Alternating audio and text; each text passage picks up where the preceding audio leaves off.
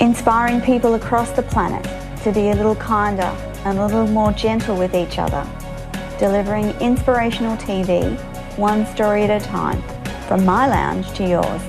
I'm your host, Toni Lontis.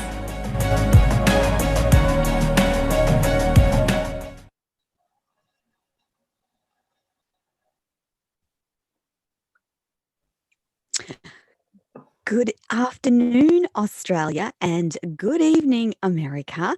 This is your host, Toni Lontis, live on Radio Toni Every Day Business. And today I have a wonderful guest with me again, Karen Clark. But before I introduce you to the gorgeous Karen, I just wanted to remind everyone that Radio Toni has its own Facebook page. If you pop Radio Toni into the Facebook search box, you will find me. Please jump on and like the page, send me a message, or find out what our guests have been up to on that page. Radio Toni also has its own website, radiotoni.com. And the best way to connect with me is info@radiotoni.com. And also, you can find all about Radio Toni on BBS Radio /Radio Toni. And I have been so busy today, and I have to say that coming into today's show, this is my fifth of 5 shows this week. And so as I was speaking to Karen before we came live on the show, I've been up since 4 o'clock this morning because I wanted to interview a beautiful 14-year-old young lady from the UK who is a motivational and inspirational speaker. And I tell you, after you've interviewed a 14-year-old with so much common sense and passion for what she does, it kind of makes me feel not only old but somewhat not as bright as those young shining stars.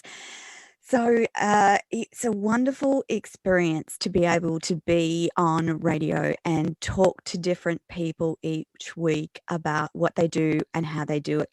And this is the next in our series of shows with Karen Clark. And before I introduce you to Karen, just a reminder, Karen is a long-standing businesswoman, and she's been in business for over 30 years, firstly in the automotive realm with a boutique mechanic shop, and now in transformational coaching, NLP, and mindset. And so she is a wealth of information about so many things. And we actually had a very frank conversation this week. And I hope Karen won't mind me talking about this because it was very helpful for me. So she explained to me that many years ago she had problem with her facial nerve as well. And as you know, regular listeners from Radio Toni, you know that I've had a long battle with my left-sided facial nerve.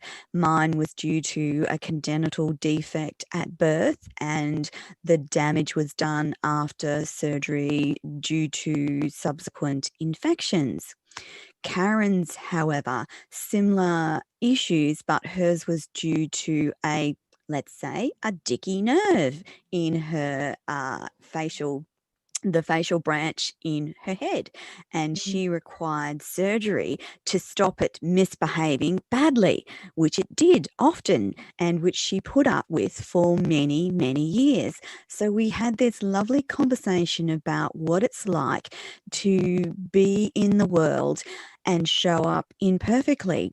So it was really wonderful to talk to someone who understands what it's like to be fearful of smiling, that you're trying to cover the bad side of your face so that people won't notice, and that I was often accused of having resting bitch face because I wouldn't smile. And so we had this beautiful conversation about what it's like to get over that, get through that, and look at Karen today, this beautiful smiling woman who imparts such wisdom and genius to people all the time. And well, me, I'm getting there. Look at me. I'm on live streaming radio, and I am feeling the fear and doing it anyway, because I know that I know that I know that there are people out there who need to hear what we have to say. So I will keep showing up as my imperfect self. And the reason I mention it today is because I'm feeling tired, and when I feel tired, that left side of my face, it feels like it has sinkers or weights on that left side. And so I know that Karen would understand this, and I know that the audience is starting to have a bit of an understanding of that. So just sharing with you guys that are listening, that don't ever be afraid of showing up as who you are and be uniquely you, because you never know who's listening or who needs to hear your message um, today. So, without further ado, I am going to introduce you to the gorgeous Karen Clark. Hello, Karen. Hi, Toni. Oh my gosh, that was, as you say, that was a moment of in time that we didn't know something about one another. And as I said to you, I looked at you the day you launched your book, and I just thought, oh my gosh, Toni's so brave, and I know exactly what she feels like because I've been there, done that. And yeah, I just, like you, I just wanted to hug you and say, I know what it's like, because it is Yeah. especially our faces, because our faces are us Yes. out there. And so it is a big thing to be brave and be able to carry on and do things like public speaking, or launching a Yes. book, or a radio station where you're being streamed live all over the Yes. world. I said to you, you were so Yes. brave. You are so brave. And so it is Oh, good to acknowledge, as you say, I mean, another thing I used to do was get migraines all the time. And I met someone the other yes. day who got them, and she said, and we had a lot of similarities. And I said, it used to stop me from planning things, because I used to get Yes. migraines every month, and they would last for Yes. 3 or 4 days sometimes. And so if you were somewhere where you had to be like bright and cheery, or Yes. physical Yes. exertion or anything like that, and you had a migraine, you couldn't do it. And other people don't understand, who don't get migraines. They just don't understand. It's like the things you Yeah. can't see, like migraines and broken backs and things like that. People don't Yep. have any understanding and any empathy of it, because they don't know what it's like. So yeah, it was lovely to have that frank, as you say, that frank discussion with you. And you can see my one's quite a bit lower today Yes. too. I don't know why. I must be tired, because I didn't sleep very Yes. well the night before, because I had that special interview, and I was, Yes. everything was going through my head. So when I'm tired, I have that eyebrow that's a bit lower still, and that's not the side I had Yeah. it. This is the side I had it, but I've told you about it. So yeah, thank Yeah. you. Yeah. Yeah, thank you. So today we're going to talk about the 11 universal laws. And I thought that we'd start our conversation about explaining to everyone what the 11 universal laws are, and how they apply to the quantum world. So maybe we should have a little brief discussion about what the quantum world is, and then we'll go into the 11 universal laws. Does that sound like a good idea? Yeah, yeah. So the quantum world is the energy. It is a part of our universe that we can't see, and yet it's a part that everything happens in. And we know Yep. now, quantum physicists now know that things like light can react either like a particle or like a wave, depending on what's happening to it, and depending on whether or not it's being observed. So that was an experiment that was done some years ago, and it's a Yep. famous, very well-known situation. What we know with regard to the quantum world is that our thoughts are all an energetic vibration. And it's basically like our thoughts all go out there, and we're all connected through our thoughts, and they all go out there, and they're like in a sea of thoughts in amongst this quantum world, this quantum world where um, the particles are smaller than the atoms and the nucleons and the protons and all the things we learnt about in science, or they make up it. And so these invisible laws that govern the universe, you'll discover when you learn how to work with them, are immutable. So the laws are immutable. They govern all visible forms of expression and experience, just like gravity is immutable. And so, and you know, we've all been given an amazing gift, the gift of life. And we all breathed that power through us from the universe and things like the quantum realm. Does that answer your question? It does. So essentially, in very simplistic terms, the quantum world is a world that's governed by laws that we can't actually see, but we can see and feel the effects of those laws. That's very true. Yep, that's very good. Yeah. 10 out of 10. And so notice when we talk. So I was just going to say, notice when I'm talking what your thoughts are doing and how they might be reacting, you listeners out there. Because what tends to happen is our ego steps in the way. And our ego's been trained to do this. So let ourselves be more than we've been trained to be less than we can be.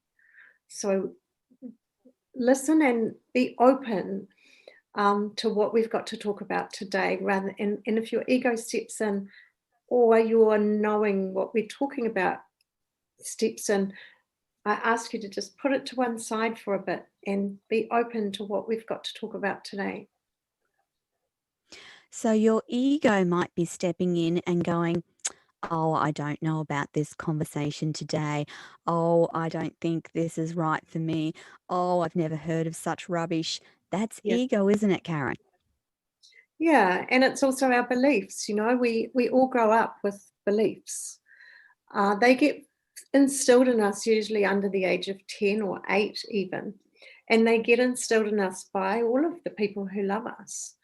And when we grow up, we think that our beliefs are actual truth. We believe what we believe is how it is. But then you find out that, oh, someone else has another belief. And so what we want people to understand is that if we open our perception, there are things that we will learn about. If we're prepared to change our perception, there are things that we will learn about that really are truth, rather than beliefs that may limit what it is that we can achieve.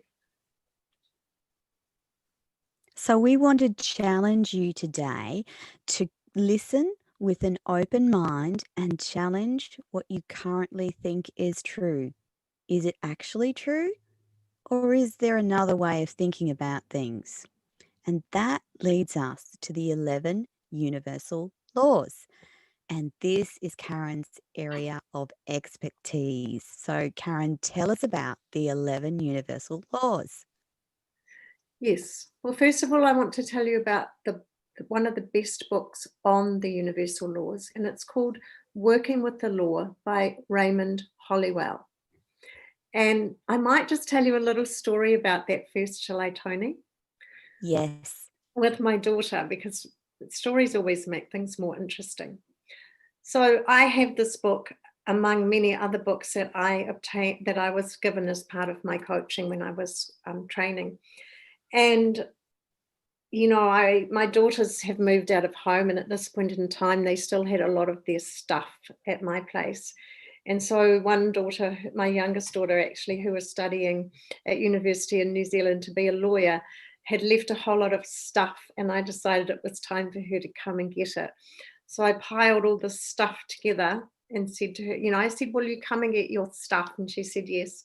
So I piled it all together, and she came and she took it away. And then about a week later, she came back looking rather sheepish with this book in her hand. And she said to me, Mum, this isn't my book.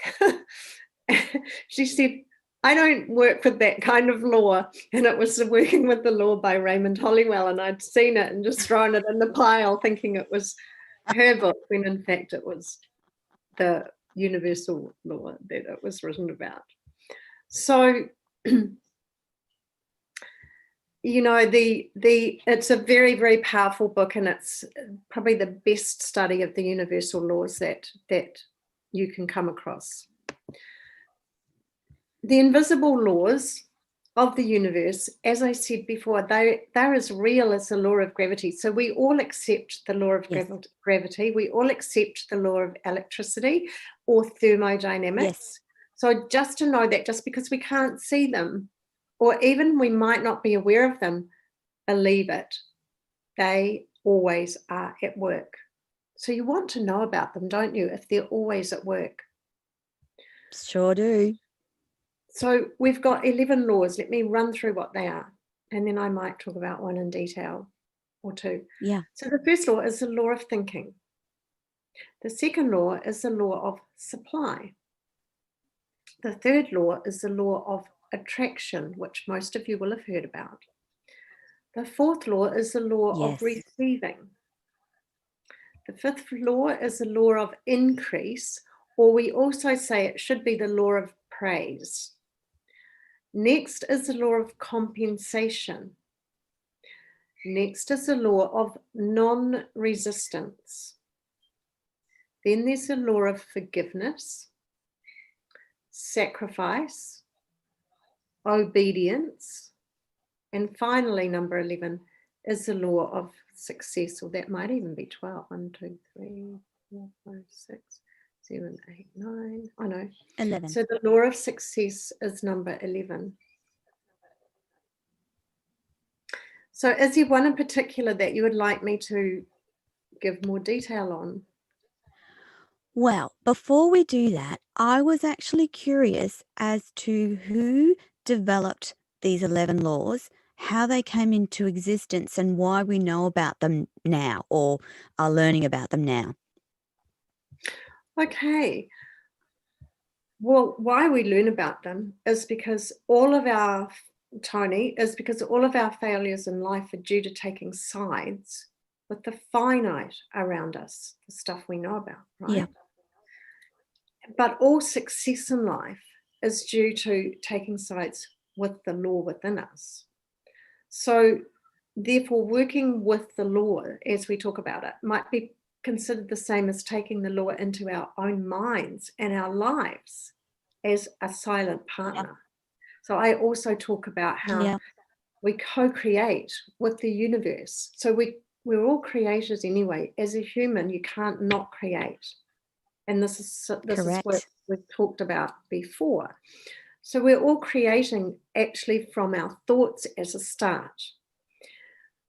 So if we are creating with the universe as our collaboration partner, we want to know how the laws of that universe work, so that then our lives can be much easier, that we will receive all sorts of benefits that surround us when we understand how to work within those universal laws.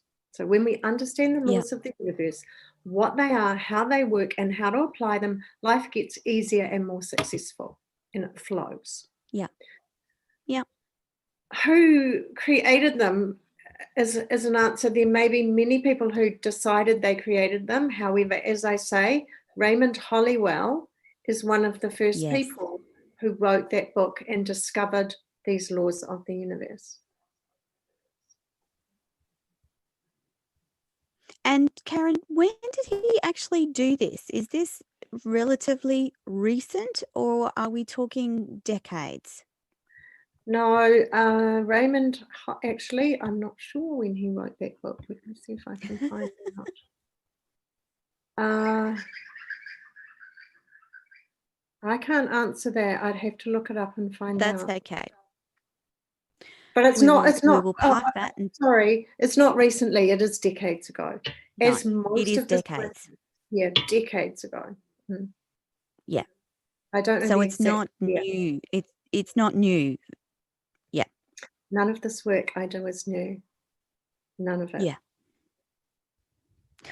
So I'd really like for you, in the first instance, everyone talks about the law of attraction. So I'm Mm, guessing that we should probably get that one off our plate first and foremost and talk about the law of attraction. And then I want to talk about a couple of the other ones because they were okay. what intrigued me in our discussion the other day. So let's get law of the attraction off the to the start, and then we'll talk about some of the others.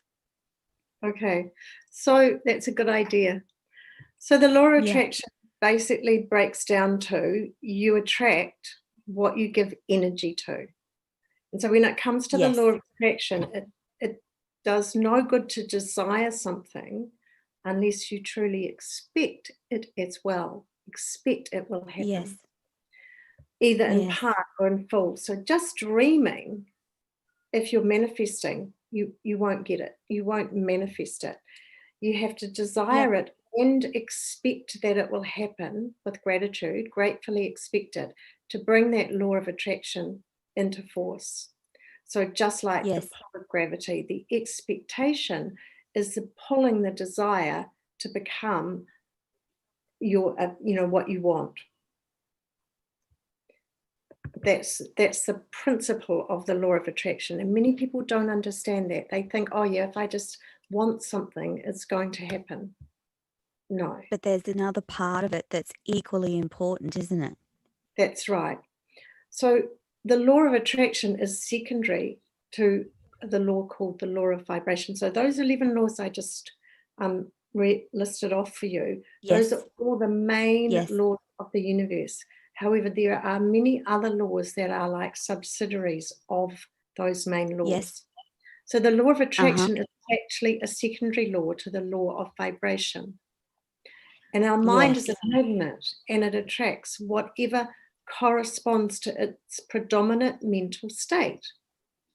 So, Yes. desire and expectation are those two elements, as I said, of the law of attraction. A well Yeah. defined mental picture of what you want, held with calm, confident conviction, will activate the law of attraction. Then, action provides a channel for that law of attraction to express. So it's all about frequency again, like we were talking about. The law Yes. of attraction is secondary to the law of vibration. And Einstein said it this way: everything is energy. That's all Yes. there is. If you match the frequency of the reality you want, it cannot help but be yours. This is not Yeah. philosophy, it's physics. Yes. So the key is to hold a frequency that aligns with what we want to create in our lives. And people don't understand this. If we hold that frequency, what causes that frequency is our thoughts about what it is we would love, because they're a Yes. measurable energetic vibration. Our thoughts create a frequency, just like the TV or the radio, the television or the radio are tuned to a particular frequency to be able to receive your television picture. Our thoughts are Yeah. also a measurable vibrational energy that is a frequency. So the key is to hold a frequency that aligns with what we want. That's what Einstein means by match the frequency of the reality you want. How do you do Yes. that? How do you change the How frequency? indeed? So it's like the remote control for the television screen. In order to change the picture, we need to tune into a different channel. Just like that, we have to change our frequency. The things that will be at a high frequency are: one, the picture of what it is you would love in your life because it's something that you would love. Two is love itself is the highest energetic vibration on the planet. Gratitude is another thing that has a very high frequency. And anytime you felt amazing, any time in your Yeah. life that you felt really loving, beautiful, amazing, something was happening for you that was a very special, wonderful time, you were operating at that, your thoughts were at that frequency. So that is how you can change your frequency. You can either give gratitude, you can think about and look at and read that vision statement that you've created about the life that you would love. Yes.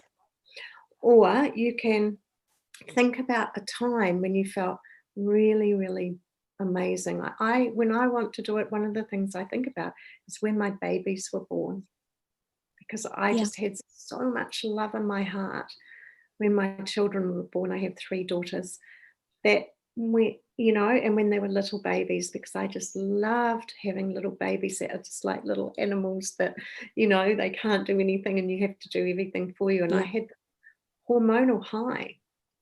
And Yeah. so when I want to change my frequency, I think about my children when they were babies and when they were little and when I was just so in love with them. Yeah. That's Yeah. how you change your So frequency. so in simple terms, if we have a vision of our dream house, Mm-hmm. and when we write that vision down and we think about it and align it with a time when we were really, really happy, settled, feeling wonderful, then that's what activates and The Lord. causes you to take the actions towards gaining that what you want. Yeah? Very good. That's right, Toni. We have to start with we start with where we want, what we want, or where we want to go. So what I Yeah. say is, don't even just limit it to the house. Do the vision, create the vision in all the domains of our lives that we create our results Yes. in. By all means, part of it might be a home that you would love to live in. Where is that home? Yeah. What does it look like? What do the windows have a view of? What's the kitchen Yeah. bench top made of? What colors do you Yeah. have in your living room, in your bedroom, and with the drapes and furniture? Yes. As much detail as you possibly can. And when you're drawing that picture, that mental picture in words, when you're drawing it, you are setting up that dream of what you would love your life to be like. You Yes. don't have to know how, you just set it up. And in fact, you mustn't let the knowing how stop you, because if you try to work out how and know how you can achieve it, you will not build that picture of what it is you would really love in your heart. You'll limit it to what Yeah. you think you know how. So yes, we create that picture and write it then in words and Yeah. focus our attention on that. We set the frequency, we tune into it. So we focus our Yeah. attention, and not just a Yeah. casual interest, but a burning desire, something that you would really love, something that's to you going to make your heart feel, warm, and it Yeah. gives you a burning desire. And then you have a grateful expectation. So an Yes. expectation with gratitude that it's going to happen. In fact, we put it into the current tense when we write it to let people to actually put the message out there that it has already happened in perhaps 3 years' time. And the reason we do that, we date it 3 years' time, so that the part of our brain that comes in and says, you can't do that, that's greedy, that's something That's that you, impossible.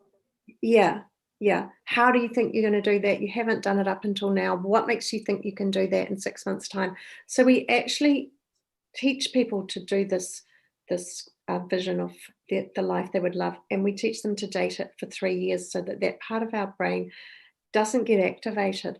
The thing is, it can happen earlier. When you learn how to Yeah. do this, it can happen much sooner. But it allows that part of your brain, it allows us to keep that part of our brain quiet.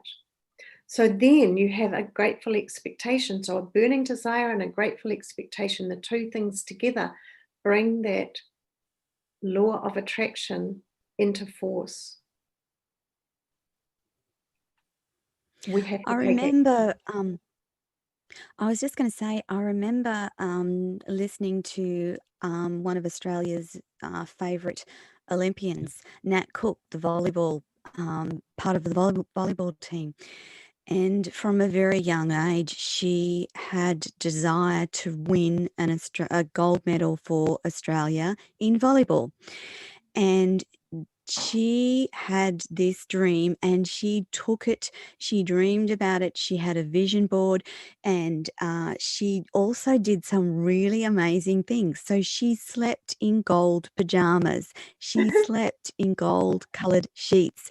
She had gold cutlery. She had all sorts of quirky little things that continuously reminded her of that big vision of winning gold. And of course, she did the hard work in terms of the training every day, day after day, and the coaching, and all the action associated with that. But she said the most powerful thing for her was jumping into bed at night in her gold pajamas and visioning and feeling what it would be like to be standing on the podium in that gold medal position.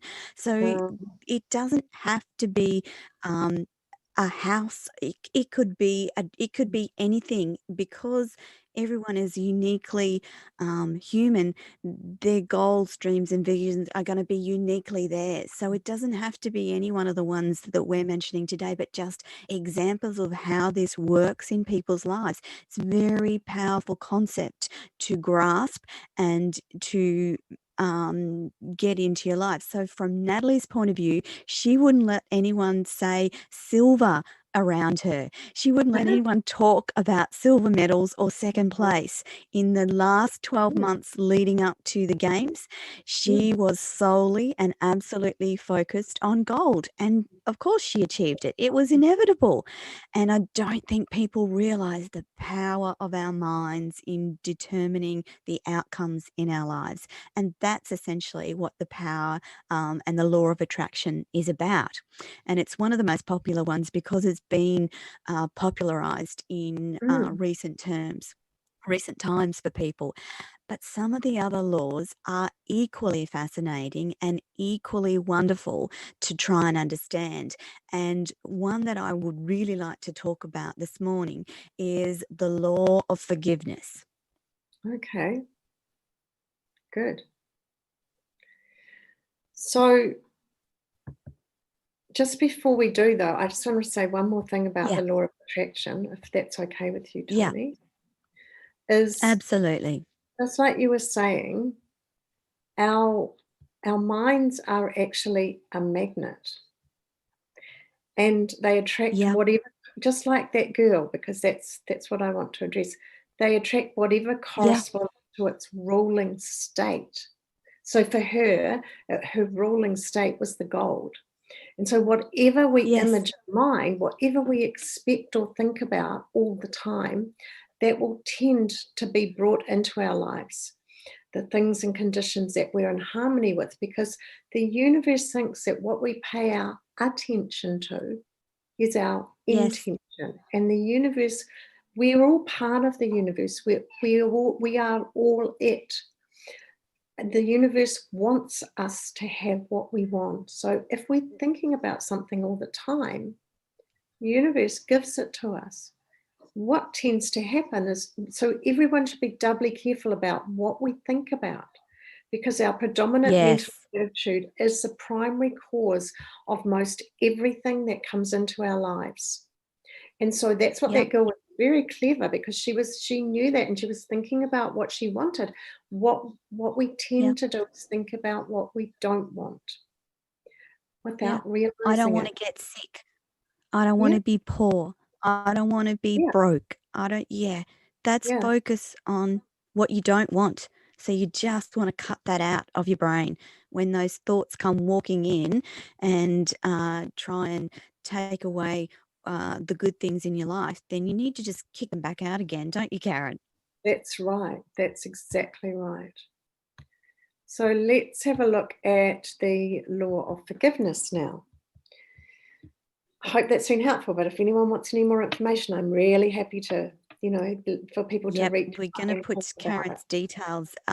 Karen's details, if you go to Radio Toni, they're there, but we'll talk about Karen's website in a moment. Okay. So the law of forgiveness. with forgiveness, what it does is most people think, oh, if I forgive that person, one, I'm condoning what they did. And forgiveness is always around what we perceive as a wrongdoing or a hurt. Yes.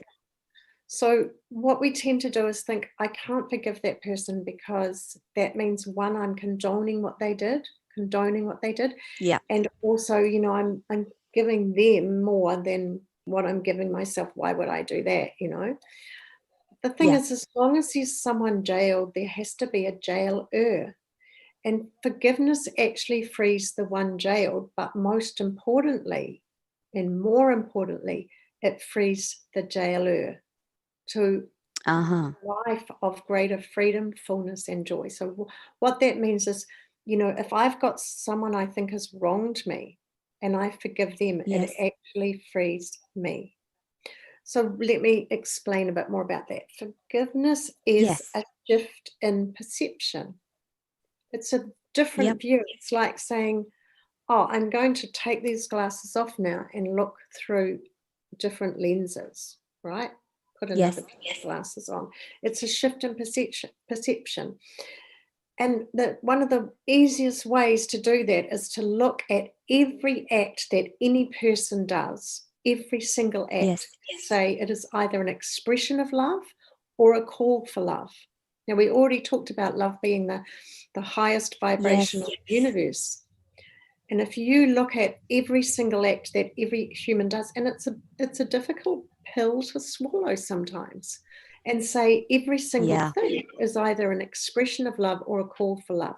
But that's from a book called A Course of Miracles, and that's what we believe. Regardless of how unskillful it may seem, everything is either an expression of love or a call for love. So if you consider your own actions, consider a time when perhaps your actions felt hurtful to another person without you necessarily knowing or meaning to. Would you Yes. say when you did something that another person was hurt by you? We can probably all think of a time when someone else felt hurt by us. Would you say your Yeah. actions were an expression of love or a call for love? A call for love. Okay. Mm. Now consider the actions of another when perhaps you felt hurt by someone else.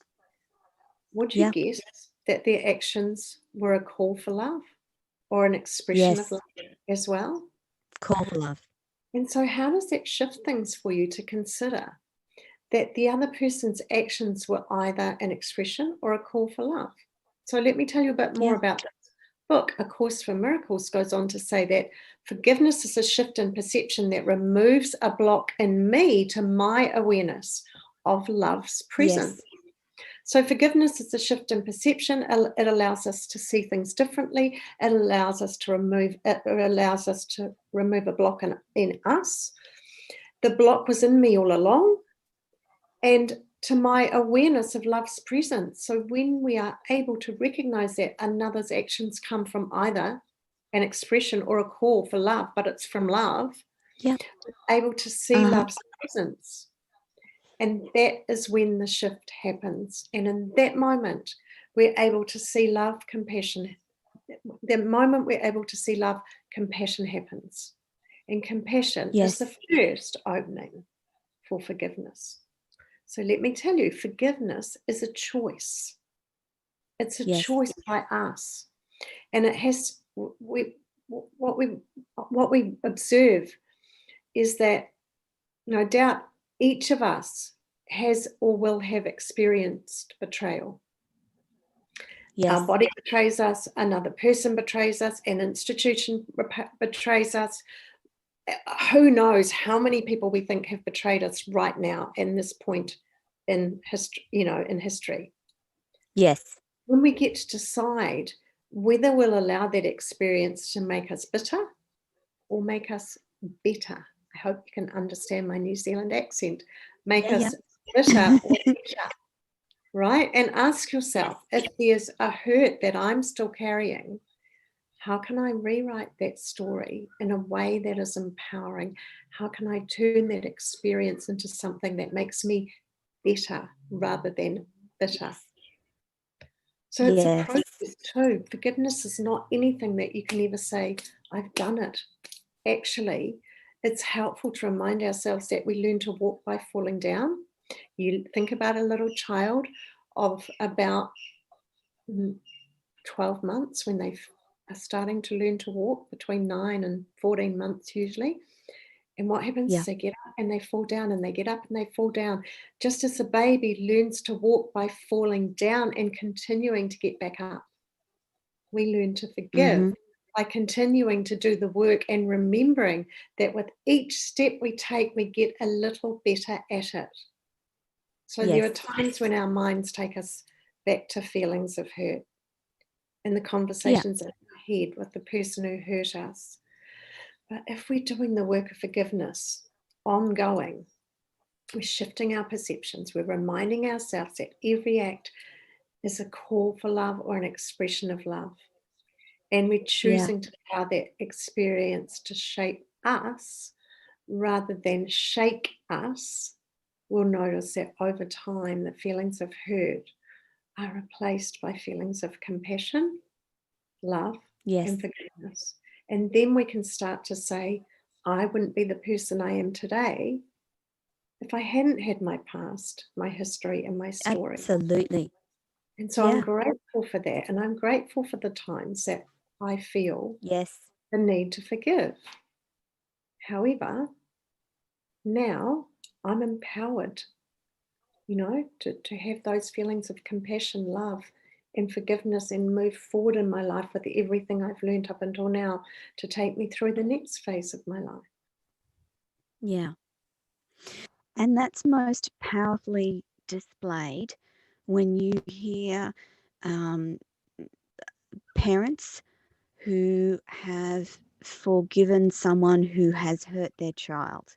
And whenever you see it on the TV, and you see it from time to time, where parents have lost a child through no fault of their own due to some evil person, and they will stand on the TV and say, I forgive them. That is the most powerful thing that they can do in terms of themselves. That's right. It's not for anyone else. It's for them, and so that they heal, and so that they go on and live a wonderful life. And in lots of cases, those very people are able to create powerful movements that change the world, just simply because they've taken that step and said, done the work and forgiven this horrible person. It's not for the horrible person. It's not for the thing that they've done. It's for themselves. And so that they can rise above it and do something better in the name of perhaps that child that was harmed.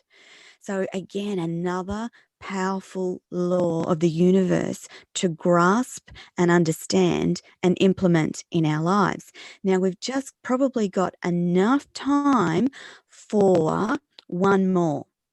And I'm going to let you pick that one, Karen. Okay, let's do non-resistance. Yes. So the law of non-resistance is a great law as well, because what Mm-hmm. we talked about is how what you resist, you've heard the saying, what you resist persists. And once again, most people don't understand Yes. what that means. And so the law of non-resistance requires us to notice when we're holding thoughts about what we don't want. And Yes. when you study and learn about the law of resistance, you understand how to use it. And so let me explain some more about that. And Uh-huh. I'll explain it by another little quick story. Or I'll just tell you an introduction about it first. So the law of non-resistance, as I said, what we resist persists. So if you apply the law of non-resistance, you stop resisting, and on the contrary, it's the contrary that's important, right? You start focusing on Yes. what you want to create. If you focus on what you want rather than resisting what you don't want, you're bringing the law of non-resistance into play.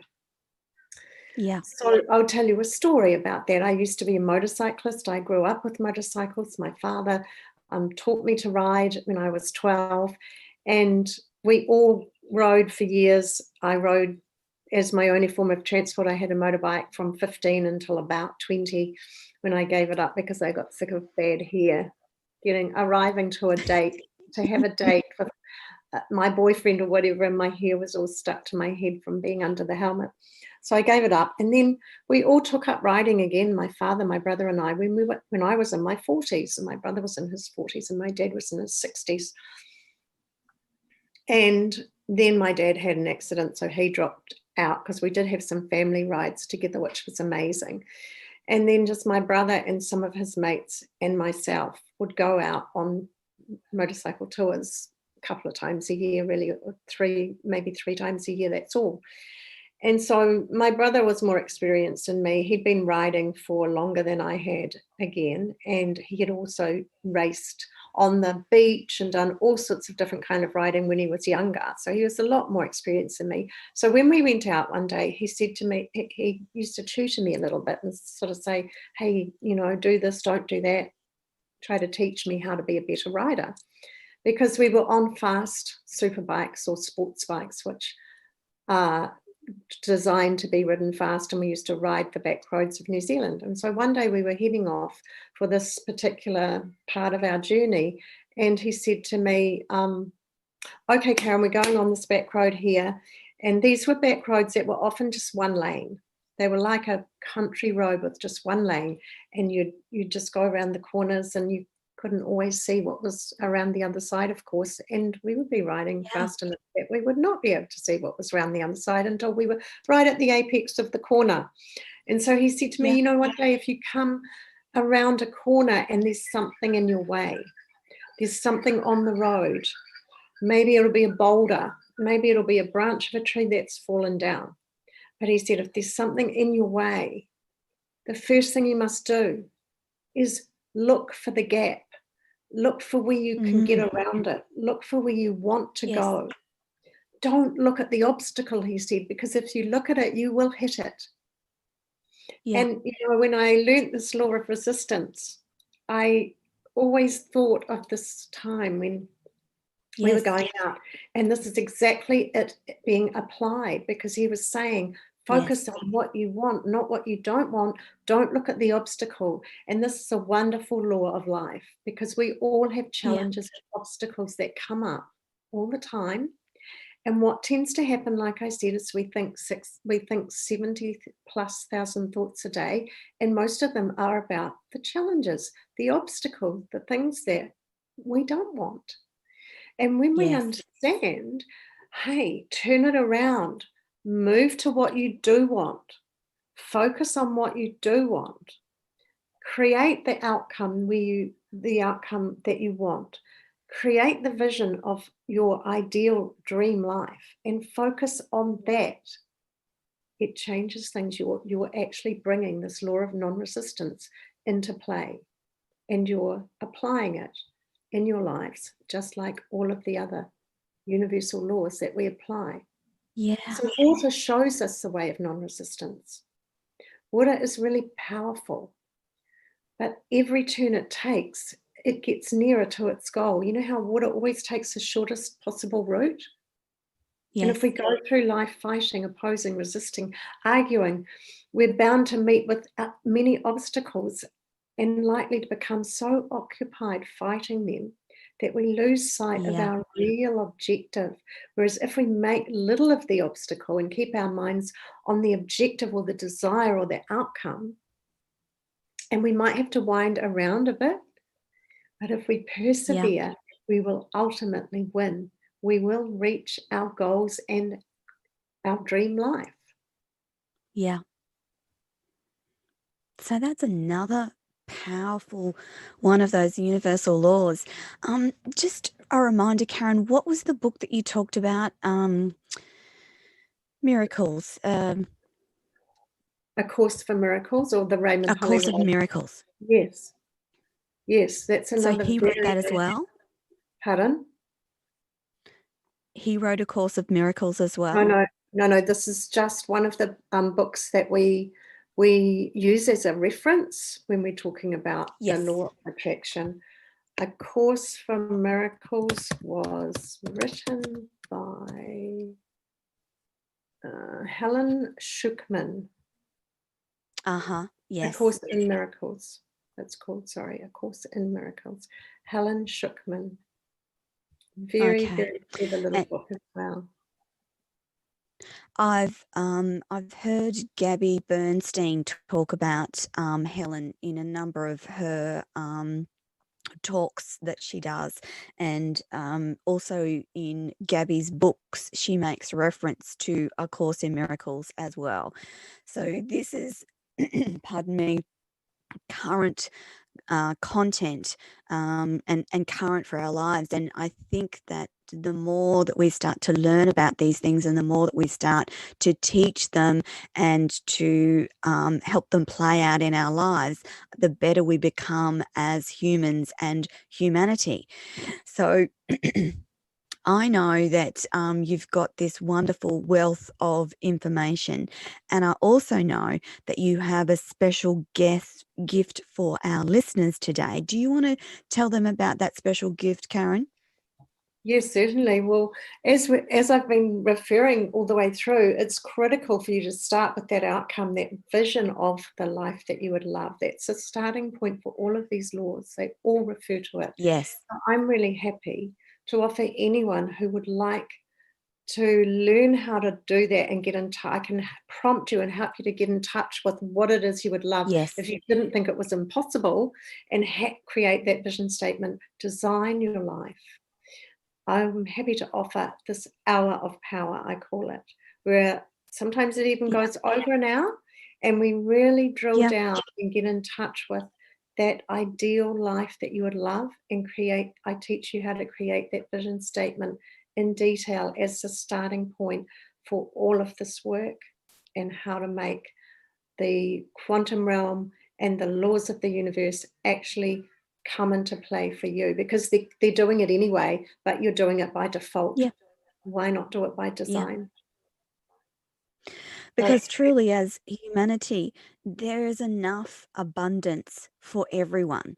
So if everyone was living according to these laws, then people would be living happier, more beautiful, peaceful, wonderful lives, dependent on only on what their specific dream is. Because my dream is not your dream. And some people might dream that living in Alaska in a cabin and being self-sufficient, that's their dream. mm, It's about an individual and what floats your boat, essentially, mm, and not about what anyone else thinks or anyone else desires for you. It's about you and only you, and you'll have your own unique dreams and desires. And that's the work that Karen helps you do. And if you've never done work in vision boarding or developing a vision for your life, why not start now? It Since I learned this, and again, I was kind of late coming to this stuff. So I only did my first vision board in my 40s, I think. And that was a result of going on a retreat for a weekend with my adult children, and we wow. all discovered how to create a vision board. We all did these amazing exercises, including chopping a block of wood in half. Yeah. All amazing things that you learn the power of your mind. So again, if we could teach some of these concepts to children in high school, what an amazing world we would have. There would be less of all the bad things that we see across the world, because people would be empowered to live wonderful lives, and therefore there would be without the angst. Because all the bad things in life come from a cry for love or a lack of power, and understanding how to apply these laws to your life will negate a lot of those things, won't it, Karen? Yeah, yeah, and you're so right, Toni. I also did the same thing, and I probably didn't discover mine either, although I found that Yeah, intrinsically I had been using some of these laws from yeah, my 20s or earlier without knowing it. Yeah, yeah, yeah, and yeah, yeah. it's so important to understand that it's happening anyway. The laws are Yes. there, and Why they're don't you being have take back some of mm, that control? mm, Yeah. mm, Oh, my lovely girl. We are out of time again. So yeah. if you want to connect with Karen, jump onto the Radio Tony website and look under my co-host section, and you will find all the details for Karen and how to get in touch with her and book a complimentary strategy session. It will be well worth your time, and it will And, help and you Toni, can change I your life.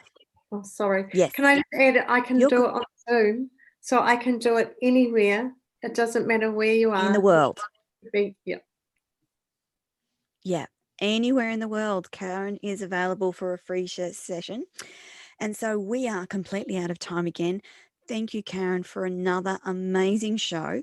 And we look forward to our next show next week. So I'm Toni Lontis from Radio Tony. You've been listening to Everyday Business with Karen Clark. And thank you so much for your time today. And we look forward to chatting to Karen again next week. Bye for now.